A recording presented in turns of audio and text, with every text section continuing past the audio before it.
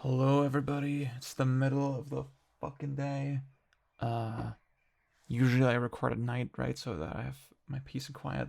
But that's also why I'm gonna be talking a little quietly now. I'm really determined to get this out today. So that's why I want to waste no more time. And this is my fans, just wearing up. Um, Whatever. Yeah. So today I would like to review slash talk about slash discuss slash whatever. Uh, Goodnight Punpun, or Oyasumi Punpun, as it's known in its original title, um, which just means Good Night Punpun. um, a manga by Inio Asano, who's become like one of the most interesting manga authors to me lately. The first one that I read was A Girl on the Shore. It's probably still my favorite because it's just like such a compact, really impactful story. Um, then I read Solanin, which is kind of the same volume of Girl on the Shore, but way less explicit, way less hard, way less. It's just a lot more wholesome. I think that was like the first one that he got really popular with. Where all his stories are, well, not all of them. I mean, I think what he's doing now is like more sort of fantastical. Um, but like he's very known for like slice of life stuff with a more serious kind of edge. Well, slice of life is a weird way to put it, right? Because when we say slice of life, we're thinking like fucking K-On! Or whatever. It's really a slice of life in the literal sense, where you're just exploring characters and seeing them go about their day, in a very realistic manner. Um, and uh, much has been made of Asano sort of saying after Sorenin wrapped up. He said, "Yeah, I'm done with feel good stories." And the thing he did right after was Punpun. And Punpun, um, yeah, like Girl on the Shore. I'm not gonna talk too much about it, but I that's the one I would recommend for your first read. That's the one I would recommend getting into with. Um, Again, because it's pretty easy to listen. It's very immediately interesting. It's pretty short. You can finish it in like two sittings, maybe. Um, Maybe even one sitting if you get really sucked into it. Whereas Poon Poon is fucking long as fuck. Um, the thing you need to know about Girl on the Shore is that it's very sexually explicit. And it's very much about that. That's very very much part of the story, and it's very important to the story. Um, and I think that kind of disguises the fact that Poon Poon is not so immediately crazy, right? Um, but Poon Poon might be like one of the darkest stories I've ever fucking experienced. Um, as always with any kind of story thing here on this Patreon, I'll talk about just the thing very generally in the first half, and then go into spoilers in the second half. I don't actually. Mm, hmm. Yeah, I'm not sure if anyone subscribed to me here actually read Punpun. So that's why I'm wondering like if the spoiler part even makes sense. Um, there isn't. Well, there's a little bit I would like to get into with spoilers, but anyway, yeah, Punpun. Um, it's the story of this. At first, when we meet him, he's a young boy. Punpun is not actually his real name. We never learn his real name. I can just say that right now. Um, he's just a little kid growing up in Japan, just a pretty regular elementary school student with a very hyperactive mind. Um, Getting really deep into sort of different scenarios in his head about what the fuck could happen, and like taking everything he hears from other people at very much face value. The interesting thing about Punpun immediately is that Punpun the manga, um, is that Punpun himself and his family are represented as these weird, like kind of minimalist bird creatures. Um, like the whole rest of the art is super detailed, very very much realistic, right, in style. Um, but Punpun and his family are just like these birds. Um, and they are normal humans, right? Um, all the other characters, they see them as normal humans. Fucking getting cold, man. But to us, they're represented as birds. And that, I think with Punpun specifically, he basically over the whole series, you kind of ask yourself, okay, does he ever like open up? Does he ever become more expressive? Because especially at the start, he doesn't really express himself well at all, and all his dialogue, like all the other characters, they just converse via these speech bubbles. But with Punpun, he always gets like separate panels that are just black with text on them. That's how we see him speaking usually. That obviously, you can imagine that it is subverted later a little bit with later parts of the story. But yeah, that's kind of how it works generally. And like like along with his appearance, it creates this weird disconnect. It feels like you're never really quite connecting with the other characters, and I think even though I could never, at no point in the story could I ever really relate to Punpun. Um, you do feel connected to him. You do feel kind of on the same page. You feel like you kind of get what's going on. And that's why it reminded me a little bit of how people react to the Atlas game Catherine, where the main character Vincent is like very, yeah, very awkward and very there's very simple solutions to his problems that he doesn't grasp those solutions because he's just such a miserable fucking piece of shit.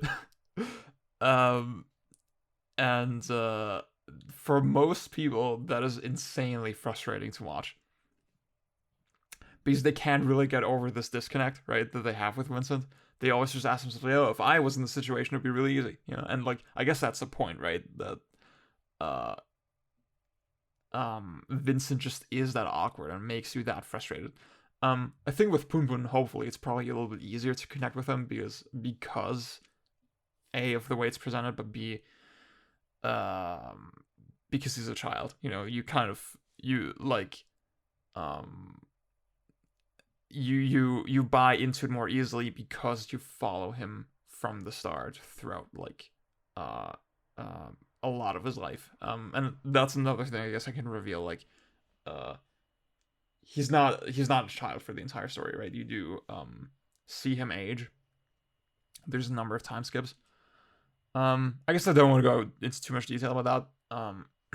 But like sort of one major hook of the story is just the fact that Punpun's family is super dysfunctional and super broken.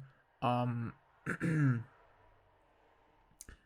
I guess I don't want to reveal too much about it, but like, um, there's like an incident right at the start of the story that disrupts his whole family life.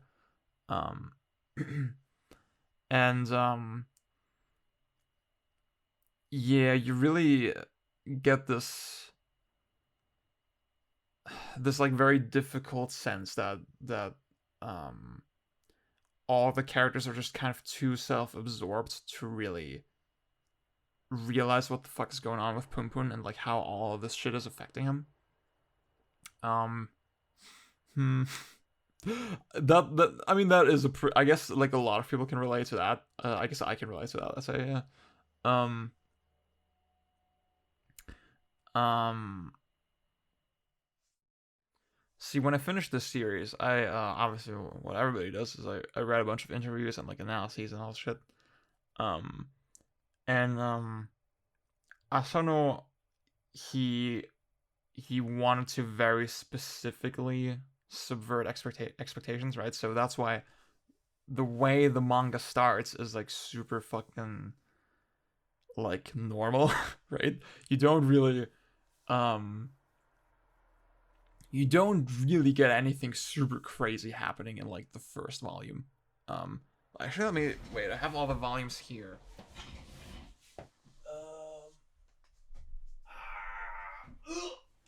Well, not all of them because I lent two of them to my girlfriend. She's currently reading it.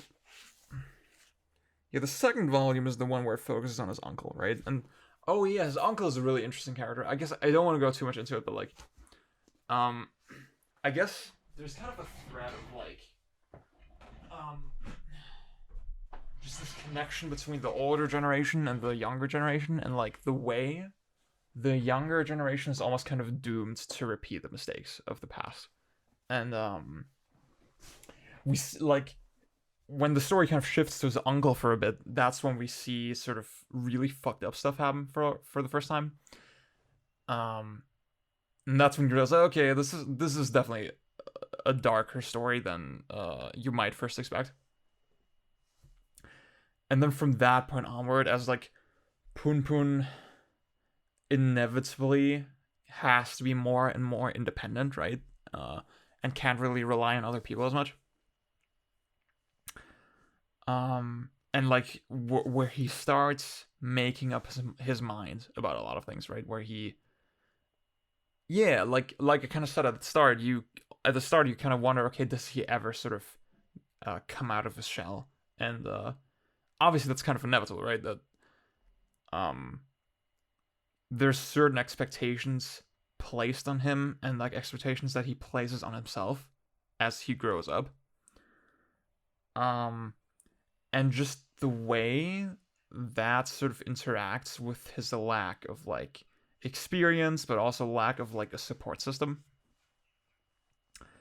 Um, because of those things, it gets really fucking dark really quickly, and really suddenly. It's so hard to talk about it without getting into spoilers, but um, it's just like, I mean, hmm. Okay, let's say I'm gonna split this into three sections, right? This was the first part where I'm talking about super fucking generally. The second part is like I'm gonna be a little bit more specific with like the emotions and like, oh, that's my door. So yeah, with the second part of whatever this is, I'm gonna be more explicit about like the emotions and the themes that are sort of broached, without really going into specific story events. And then the third part is full spoilers. Um, uh, so I guess like to wrap up the first part is like to say, yeah, you should read it. It's very long. I'd recommend Girl on the Shore first though. If you're hooked on that, definitely check out Punpun. Um, and hmm, um, I guess I should give some trigger warnings. Maybe that's good. Yeah, it's um, there's depictions of suicide, uh, depression, sexual assault as well. Um, there's one weird instance of two characters making a transphobic joke, and I think it's I like it kind of caught me off guard really hard. Um, I kind of want to assume it's just uh because those characters are supposed to be just scumbags, right, and just shitty people. Um, but yeah, I was very not into that when it happened. I think it was super unnecessary. Again, I don't want that to necessarily mean that it reflects on the author, but like, yeah, keep that in mind. Um, what other? Uh, oh, there's like depiction of Alzheimer's, I guess, as well. Does that need trigger warning? Yeah, I mean maybe. Um, Domestic abuse, yeah. Um, Child abuse as well. Yeah, it's pretty heavy shit, right? And I think especially the way it depicts depression. I think you should just know about all the stuff and like know what you're getting into if you're reading it. It is really like there were parts where I had to take breaks just because it was so heavy. Um, but yeah, I would still very recommend it. It's still very I wanted to say I want to use the word gratifying, but I don't know if that's really fitting here. Um, it's a very engaging read for the most part. I think there's portions where it's intentionally kind of slow and boring. Um, uh, but yeah, I think a lot of people will get a lot out of it. I definitely recommend it. Just to see the sort of the level of detail that things are portrayed with, like just how much time they take for a lot of these things. I think is really significant and really crucial. You don't really see that in media a lot. So to get a little bit more explicit, this is like where again it's not concrete plot details, but it is uh talking about the themes more specifically. So that's I turn away if you haven't read it yet. Um, but if you're still up for it, like I will say that a huge fucking aspect of this series is that Punpun as a person, as he grows older, you realize that wow, he's really hollow. He does not have anything. Just like he does not have anything going on. He does not have any real interests, any real passions, anything driving him, and he gets so single-mindedly obsessed with certain things, and when he can get those, he just doesn't know how to cope. Um, and it ends up resulting in him like taking very extreme actions and like just like the like his entire lifestyle, the way it sort of slowly morphs based on that, based on the fact that he has no drive in his life, is so like the way they portray it is so insanely explicit and so disturbing. You have so many yeah, you have so many stretches in the story where Punpun is just so severely depressed uh that like just this like his like empty outlook on life, the way he goes through every day um without like without anything sort of seriously affecting him or um like he's the kind of person who cannot he cannot make decisions that will improve his life. You know, he that is not a focus to him. He does not have this. It's really hard to describe. He does not have this like thing telling him, "Yeah, my life is like in shambles right now. I need to do something." You know, he will like just waste away, for days and weeks, and the way they depict it, like the way they just depict his sort of slow, um, uh, that no. Mm, See, in German we say dahin vegetieren. Wait, let me look it up. Yeah, to vegetate. You do say that. Okay, I was worried that that's not a real thing. Um,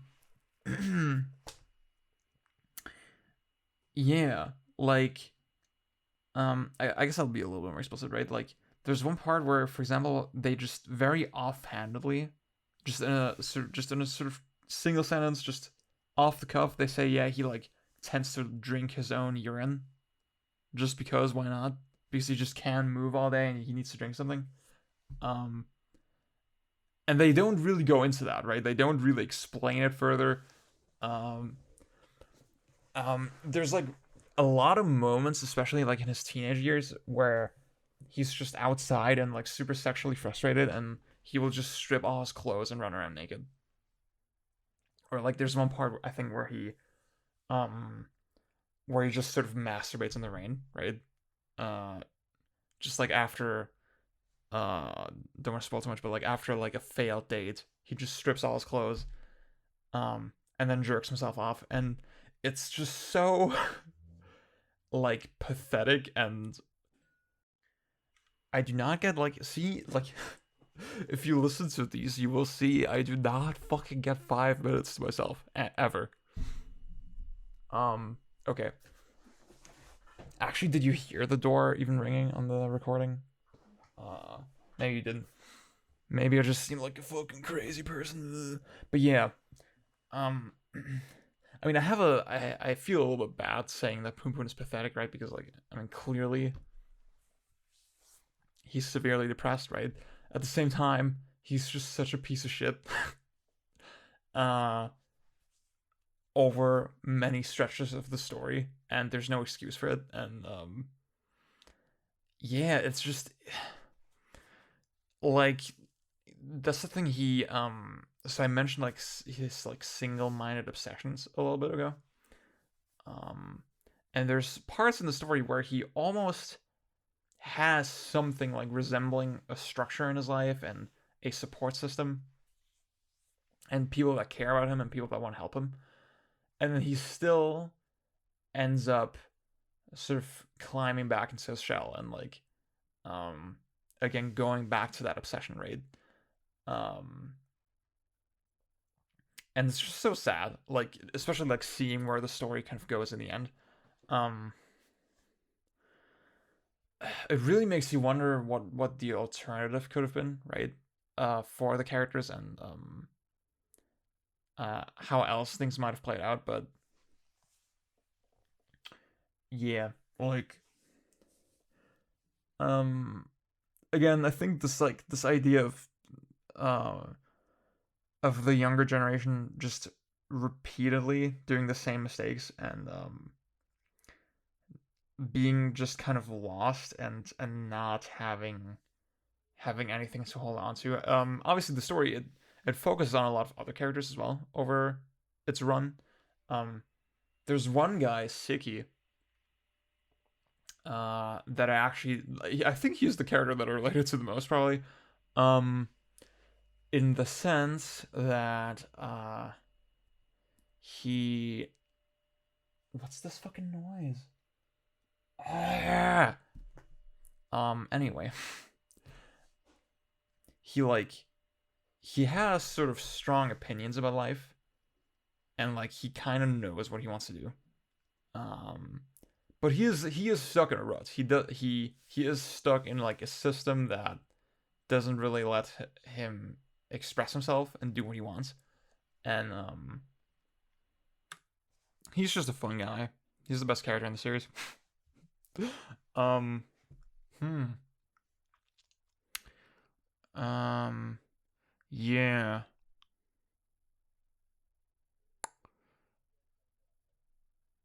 I really wonder, like, I would like to know from people who maybe can relate to Punpun. Like, that's as someone who has struggled with depression and like uh just like trying to fucking motivate myself and like just being sad for no reason sometimes, right? It's never been that severe, you know. I've never had it to this degree, and I'd be interested to know from people who like maybe can relate to Punpun a little bit more and like because I was always more in the position like yeah I know what I want to do but I just can't, right? And that causes me to be sad. um yeah, if you can if you've read it and you feel like you can relate to Punpun more than I did, I'd love to hear from you. um and to hear how you felt about it. Let's get into spoilers. Let's get into actual like legit fucking spoilers. So uh the single-minded obsession that I keep mentioning for Pumun, obviously it's Aiko, the girl that he meets at the very start of the series. um who he makes a promise to her that he doesn't fulfill and he feels really bad about it, and then it kind of haunts him for the rest of his life. And he the way he puts it is that she cursed him, right? He and like that obviously, I mean, that's like incel mindset, right? But the way it kind of plays out, it really does feel like that, right? It feels like he cannot move on because of her. He cannot um commit to like any serious steps in his life because of her, because like he's still thinking about her. Um and yeah, like there's this other character, Sachi, who comes in and basically wants to draw manga with him. And that way he like sort of enters her whole friend circle, and for a minute it looks like he's gonna forget about Aiko and like things are gonna look up. But then he still inevitably, um, you know, reverts back to like just his pathetic little isolated kind of self, and like sort of when he's at his breaking point, he meets Aiko again by chance. Um, and what was kind of alluded to before at the start of the series is that Aiko has also a very problematic family. Her mother is very clearly abusive. Um, and Punpun and Aiko, they have the idea, okay, let's just run away together. And yeah, they want to tell Aiko's mom about it before they leave. And in the process, they end up killing her.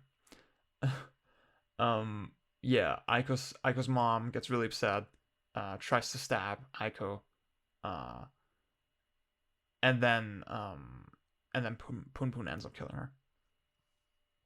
Well, it's kind of up in the air how exactly things sort of play out because later Aiko reveals that Punpun sort of smashing her face in that didn't actually kill her, and then Aiko just gave her the final blow with the knife. Um, but like essentially Punpun killed her, right? Um, now see, well, I think just Punpun killing her isn't even what makes this whole thing so dark. It's more just how he like from when he meets Aiko again, and then uh just as they run away together, just the whole way he treats her is so insanely creepy. Um, and I don't mean creepy in like ew, it's creepy. Like I mean it actually sends a chill down your spine because like like at that point he also has clearly become extremely abusive and controlling, right? The way he touches her, the way he talks to her, the way he sort of condescends her, it's so insanely gross, and it's like it really got under my skin in a way um that I've never really felt before with any series, right? Where there's just so many panels where just even just the way Punpun touches her is so just like yeah, just so controlling and so I'm looking for a word. Whatever, right? The way they portray it is extra uh just extra fucking heavy because oh, I didn't even mention that. Like Punpun's appearance is very malleable, right? Where throughout the whole series he kind of changes shape to reflect his emotional state. There's one part where he just turns into a little fucking triangle. Um to like the way I took it is like that he's just a completely empty person at that point. He has nothing going on for himself, and he just tries to avoid everyone as much as possible. He tries to avoid confrontation as much as possible. Um, uh, Toward the very end of the series, where he like yeah, like they I think whenever sort of this darker side of Punpun comes out, um, they tend to show his human form a little more, right? Um, there's one part where he basically sexually assaults a girl, right? When he's a teenager. And yeah, like whenever that sort of thing happens, they don't show his face, but they will kind of show his hands and like um just get a little bit more detailed and more explicit. And somehow it feels like it feels like just this layer of abstraction that you usually have with Punpun's like bird appearance. Um kind of disguises the monster that's hiding underneath, right? Um, and in the final arc, after he kills Aiko's mother, his face just becomes this black blob with horns. They kind of look like devil horns. I read later that it's not intended to be devil horns. He's actually supposed to look like a bull, and it's like some fucking astronomy shit. Um, Blah. It's like super symbolic, whatever. Um, and the rest of his body is just his normal human body, and just that contrast is like, um, you may have seen image of his appearance in that way, but it's just like inherently the way it looks, the way his body transitions into his head, and the way his head kind of sometimes just grows really big and really tall and really long, is so fucking insanely creepy. Um, and just having him touch Aiko that way and like just the way they interact. And then, yeah, like I said before, that his speech is always sort of displayed in the form of like individual panels with just text and black background. Now the text is just displayed on his head, right? So his head serves as the black background, and then the black canvas, I guess. And then you see the speech, and it's just such a stark effect. Um, and like just the fact that like he's kind of a normal looking human for the most part, but then you have this really fucking demonic looking thing uh that does not let you read his emotions at all. Um it's really fucking like, I think at this point in the story where you're so deep already, where you followed the character for so long, um it makes it so hard to read. It makes it so hard to like take in all the events and like um and just accept what the fuck is going on. Yeah, like he seems just such a volatile person at that point, and like anything could happen. I don't know. For some reason, one thing that really stuck with me is like he punches Aiko at one point and knocks one of her teeth out, and I don't know. Just obviously like kind of calls back to her as a kid because she didn't her teeth weren't fully developed yet and stuff. Blah. Um, but like just that like the way the characters sort of they keep accumulating lasting damage, and um like Aiko at that point. I'm remembering some really painful stuff like about the series. Uh, like like obviously she has some form of Stockholm syndrome at that point. Um, and it's you see like real like really fucking detailed patterns of abuse. The way it's portrayed is so insanely subtle but also realistic, where um there's points where Aiko, like for most of that part of the series, right? For that part of the book, um Punpun is like very cold and condescending toward her, and she like kind of tries to make the best out of the situation, out of the situation, tries to be warm. Um, uh, then there's like short periods where Aiko will kind of try to gain dominance again, right? Uh, she will be a little bit condescending to Punpun. She tries to get back some of her independence, right? In that way. Um, and it's just so like I've seen this kind of thing happen in real life in relationships so many fucking times. You know, like there's these really subtle interactions where um like a person who like yeah, who suffers abuse and abuse and abuse and abuse, and then has like maybe a short moment where they take something out of context, or they take like one thing that the abuser said and get really hung up on it, um, to gain their dominance back, right?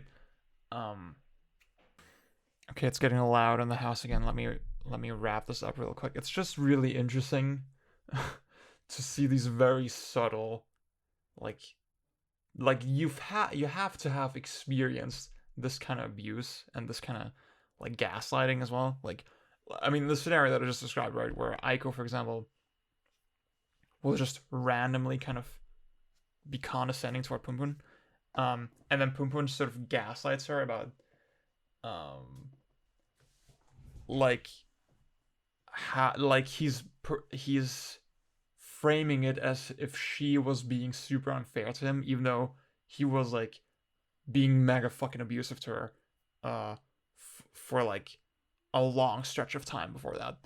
Um, you have to have seen that kind of thing in real life. Sorry, that was my family talking about food. Yeah, you have to have seen those kind of patterns in real life to be able to replicate them like so subtly, and that's what made it such a disturbing read, for me. Like, um, again, like this feeling that like Aiko is with this abuser and like anything could happen now, and just the fact that you watched Punpun for so long at that point, that you perfectly understand by that point that he's so unpredictable and that he could do fucking anything at this point. And it's just really sad that, I mean, the series ends with like it's clear that Aiko, like the stab wounds that her mother gave her, um uh yeah, obviously they did not have an opportunity to treat those wounds well. She's clearly getting worse and worse. She needs to go to the hospital. Um, Punpun and Aiko, they both fall asleep, and then when Punpun wakes up, he sees that Aiko has hanged herself, because clearly she did not see it, the point in going on anymore. Um, and it's just like how fucked up their relationship was up to that point, and yeah, like it clearly Punpun ruined her life, right? He drove her to death. Obviously, she was in a shitty situation with her mother, but there could have been a better solution, right? And yeah, it's just so painful that that's what the series kind of leaves you with. And um, I'd say Aiko is like not a great person either, right? She does a lot of shitty things over the course of the series as well. Um, but yeah, and then obviously, kind of as expected, Punpun also tries to kill himself, and then Sachi comes in and basically saves his life in the last moment. And then we see this epilogue where he kind of reintegrates into that circle and like, thank you, has a relatively normal life. I keep see people don't fucking believe me that I'm that busy and that I have that many distractions fucking going on at all times. No, I fucking do. I hope this video, this whatever it is evidence of that. Thank you. Um, yeah.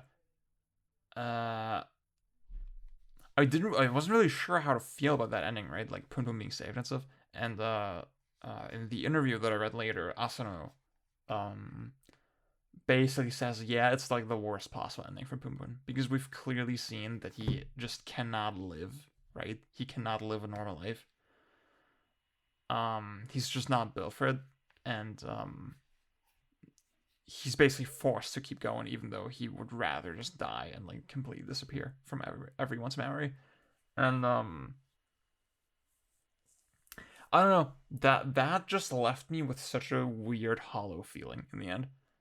Um, yeah, like that. I guess that is interesting. Like, for as much as I um really was really engaged reading the series. I really wanted to just know what happens next, right? When it finished, I was left with a weird empty feeling. Like not even particularly sad. I wasn't crying or anything. Uh, like I that's the thing. I didn't really feel much pain for the characters either. Um, it was just this weird ass empty feeling, you know.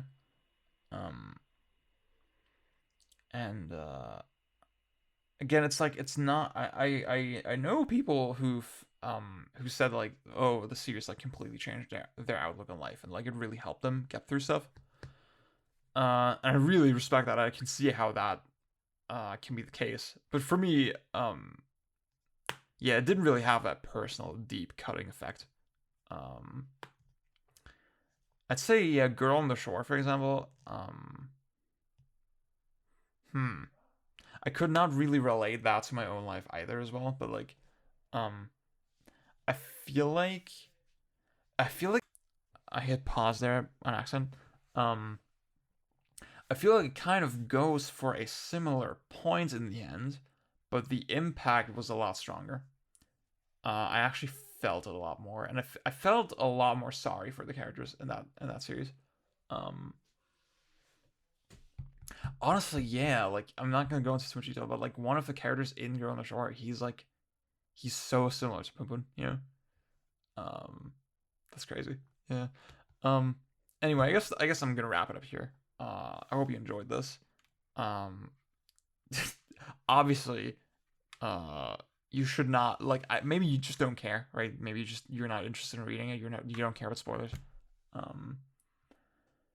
But like, yeah, I'm like maybe you will listen to this part like months later after you finish the series. I hope it like maybe just having my thoughts and my takes on some of the events in there was maybe insightful. I don't know. And I hope, yeah. I mean, if you read the series based on my recommendation and you enjoyed it, uh, uh, yeah, that would make me very happy, of course. Um, Again, generally, I would just recommend Asamu's other works. I He has a series that's currently running. That's like I said, it's a little bit more fantastical, a little bit more wholesome, I guess. I kind of want to check it out as well, but like, it's like don't know what's gonna end. It's long. It's Is it even translated? I don't know. I guess we'll see. Yeah, next month we'll do Game of the Year shit. Until then, peace.